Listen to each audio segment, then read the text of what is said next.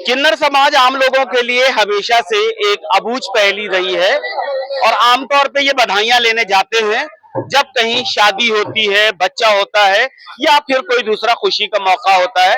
मैं इस वक्त गाजियाबाद में हूँ और ऐसा ही एक किन्नर का ग्रुप है जो ये आते हैं और बधाइयां देते हैं। आप देख सकते हैं कि ये इनका ग्रुप है। इनमें से आप देख सकते हैं कि ये 3 किन्नर है और ये इनकी साथ पार्टी है। तो ये किन्नरों का तरीका होता है। क्या नाम है आपका? परी। परी, ये किन किन मौकों पे आप जाती हैं? घरों पे लोगों की? हाँ, शादी में किसी की शादी होती है, किसी की बेटी होता है और बेटी की शादी होती है और मकान, कोई नया मकान लेता है तो उसमें खुशी करते हैं, मुहूर्त करते हैं, उसे बुलाते हैं, हम लोग उस पे जाते हैं बधाई लेने के लिए।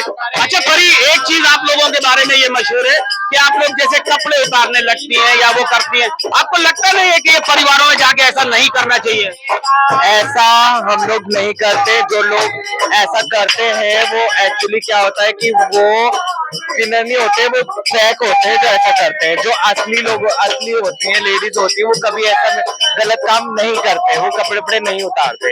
और ये सब गलत है। जैसे अपनी फैमिली, जैसे हमें सबके फैमिली में सबके सामने ऐसा नहीं करना चाहिए। अपनी इज्जत जाती है और अपनी रेपुटेशन डाउन होती है, मुझे तो इतना पता है बस।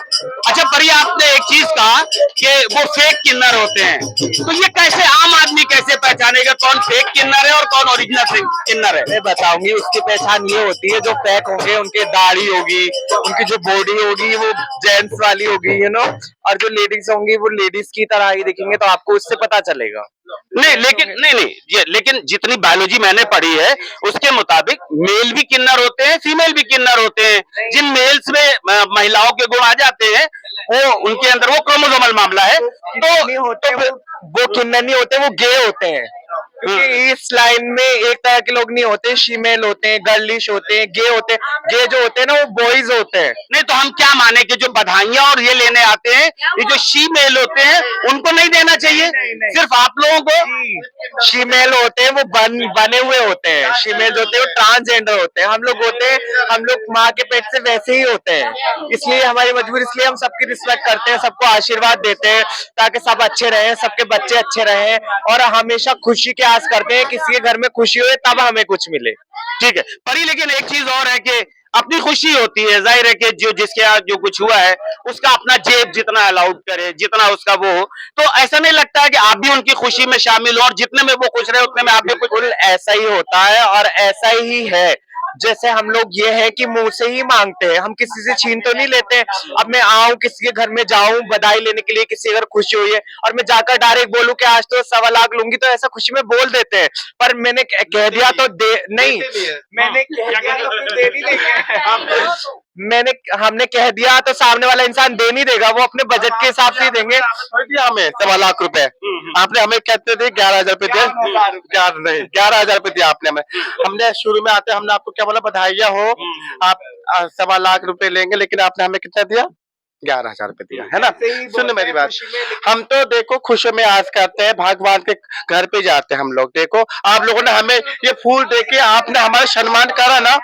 ऐसे ऐसे घर है जिनको हम उल्टा दे के आते हैं, जिनके घर में बच्चे का कुछ खाने के लिए होता है उल्टा हम उनको दे के आते राशन पानी। ऐसी बात नहीं कि देखो हर एक जरूरतमंद से, जैसे कि बहुत से ऐसे लोग जो परेशान होते हैं, तो उनसे हम क्या लेने जाए? देखिए मैं इनकी तरफ से मैं बता देता हूँ, ये इन्होंने बहुत अच्छी बात कही है कि जब कहीं खुशी होती है तो हम लड़के लेते हैं, लेकिन अगर कहीं किसी को जरूरत होती है तो हम उनको देकर भी आते हैं। और सच बात यह है, मैं बता दूं, एक हमारे हिंदुस्तानी कल्चर में एक मिथ है, अगर आप किसी शुभ कार्य के लिए जा रहे हैं और किन्नर मिल जाता है तो वो कार्य आपका जरूर पूरा होगा। और कभी आपको किन्नर का 1 रुपए भी मिल जाए तो आप उसे करोड़ या अरब में भी कन्वर्ट कर सकते हैं। तो अभी आप लोगों ने इस घर में आए हैं, यहाँ पे क्या क्या किया आप लोगों ने? हमने बहुत सारे डांस करी, बहुत एंजॉय करे, हमने बहुत खुशियां दी। हमें देखो उन्होंने फूल से स्वागत करा, जैसे आपने हमारा वेलकम करा, बहुत अच्छे से वेलकम करा। तो हम चाहते हैं प्लीज सबसे हाथ जोड़ के अनुरोध है कि सब किन्नर का सम्मान करें, सब सम्मान करें,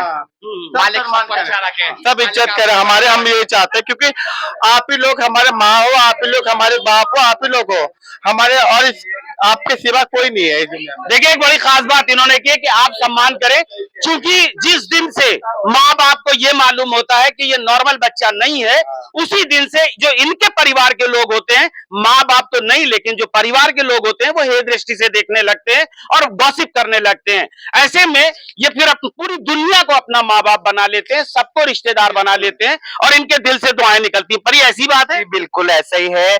जो लोग हमें देते हैं वही हमारे सब कुछ हैं, क्योंकि वो उनके जरिए से हमारा पेट चल रहा है, हमारे घर चल रहे हैं, तो हम लोग उनको ही आशीर्वाद देते हैं, इसलिए अपना सब कुछ उन्हें ही मानते हैं। बच्चे वालों के बच्चे बने रहे और देने वाले जीते रहे हमेशा, और हमेशा वो दान ही करते रहे, और उन्हें भी ऊपर वाला लेने वाला ना बनाए, देने वाला ही बनाए सबको हमेशा। बहुत अच्छी बात कही कि उन्हें लेने वाला नहीं दे। अब आप लोग अगर सामूहिक रूप से कुछ थोड़ा सा भी गा, सामूहिक रूप से। सावरी सूरते पे मोहन दिल दीवाना हो गया, सावरी सूरते पे मोहन दिल दीवाना हो गया, एक जो तेरे नैन मोटे दूसरा काजल लगा, एक जो तेरे नैन मोटे दूसरा काजल लगा, तीसरा नजरे मिलाना दिल दीवाना हो गया, सावली सूरत पे मोहन दिल दीवाना हो गया। चलिए, बहुत बहुत शुक्रिया। आप लोगों ने इनकी मन की व्यथा भी सुनी और ये हमारे लिए कितने महत्वपूर्ण है और कितने सम्मानीय है, ये भी आप इस ब्लॉग में जरूर समझ गए होंगे। उम्मीद करता हूं आपको ये ब्लॉग पसंद आया होगा। नमस्कार।